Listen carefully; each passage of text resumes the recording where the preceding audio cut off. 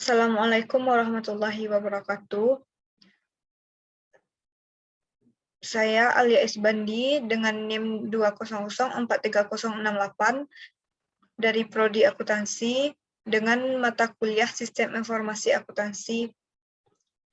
Dosen pengampu Pak Devi Septiari, SEMSC. Baik, saya di sini akan membacakan hasil jawaban yang telah saya buat pada pertemuan 7. Yang pertama yaitu pertanyaan diskusi 13.2 pada halaman 494, yaitu perusahaan seperti Walmart telah berpindah dari JIT ke sistem Vendor Managed Inventory atau VMI. Didiskusikan kelebihan dan kekurangan potensial atas pengaturan ini. Jika ada, pengenalan khusus apakah yang harus dikembangkan untuk mengawasi sistem VMI? Jawabannya yaitu JIT atau Just in Time adalah ada ketika hanya produksi sesuatu yang diminta dan hanya sebesar kuantitas yang diminta. Kelebihan sistem JIT ini adalah dapat mengurangi biaya tenaga kerja, persediaan, risiko, kerusakan, dan peningkatan kualitas produk. Kekurangannya yaitu sulit mencari pemasok yang terintegrasi dengan proses produksi pada perusahaan Walmart, biaya pengiriman yang tinggi, kesulitan menghadapi perubahan permintaan, tuntutan SDM yang multifungsi, dan perlengkapan teknologi yang membutuhkan biaya besar.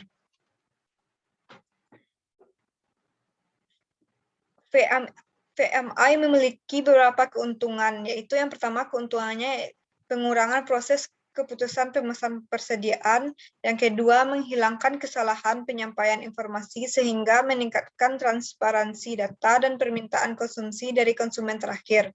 Yang ketiga yaitu pengiriman persediaan tepat waktu, yang keempat menyesuaikan aliran persediaan sesuai kebutuhan konsumen. Konsumen memperolehi keuntungan dari VMI dengan ketersediaan-persediaan lebih baik sekaligus menangani lebih sedikit prosedur penanganan persediaan. Sedangkan keuntungan bagi pemasok adalah berkurangnya penyimpanan fisik persediaan. Adapun rintangan dan risiko dalam menerapkan VMI yaitu yang pertama yaitu karena pemasok mengatur pengisian persediaan di konsumen, maka kinerja konsumen tergantung dari disiplin pemasok dan rentan tingkat kepercayaan konsumen kepada pemasok. Yang kedua yaitu ketika persediaan diterima konsumen, namun kepemilikan masih di tangan pemasok, muncul isu mengenai pertanggungan biaya persediaan dan risk sharing. Misalnya yaitu bagaimana sistem pembayaran pajak inventory, bagaimana pertanggungjawaban jika inventory rusak atau kehilangan. Soal yang kedua yaitu pertanyaan diskusi 13.5, yaitu pertanyaannya, haruskah setiap perusahaan beralih dari proses pencocokan 3 cara tradisional, yaitu pesanan pembelian, laporan penerimaan, dan faktur pemasok, ke pencocokan 2 cara, pesanan pembelian dan laporan penerimaan, yang digunakan dalam evaluat receipt settlement atau ERS.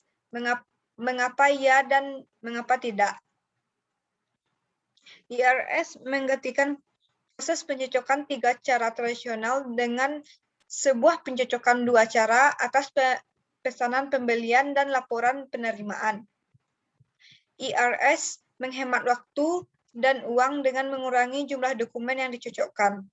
Faktanya, sistem ERS sering dikonfigurasi untuk mengoptimasikan proses pencocokan 2 cara dan secara otomatis menghasilkan pembayaran. Dengan tinjauan manual, diperlukan hanya ketika ada ketidaksesuaian antara laporan penerimaan dan pesanan pembelian. ERS juga menghemat waktu dan biaya pemasok untuk menghasilkan melacak faktur.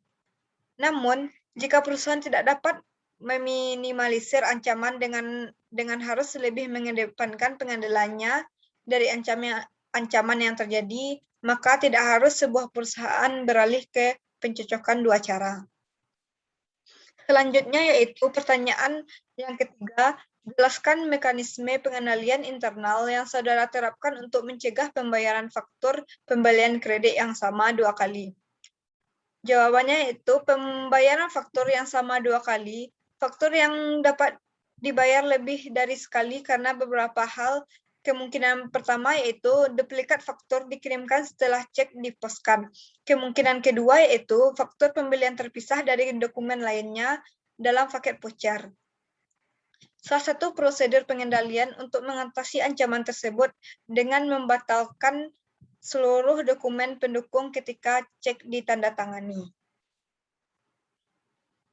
Pertanyaan yang keempat yaitu jelaskan mekanisme pengendalian internal yang saudara terapkan untuk mencegah pembelian fiktif.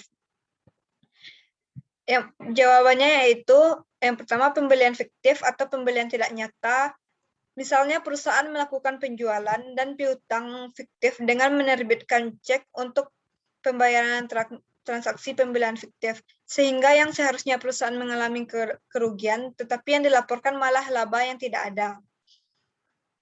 Cara pengendaliannya yaitu dengan cara seorang auditor harus memberikan perhatian lebih terhadap akun-akun yang berkaitan dengan perhitungan laba dengan cara memperoleh bukti-bukti yang cukup dan memadai untuk memastikan apakah manipulasi laba terjadi atau tidak. Baiklah, sekian dari penyampaian jawaban saya. Jika ada kesalahan, saya mohon maaf. Wabillahi taufiq wal hidayah. Wassalamualaikum warahmatullahi wabarakatuh.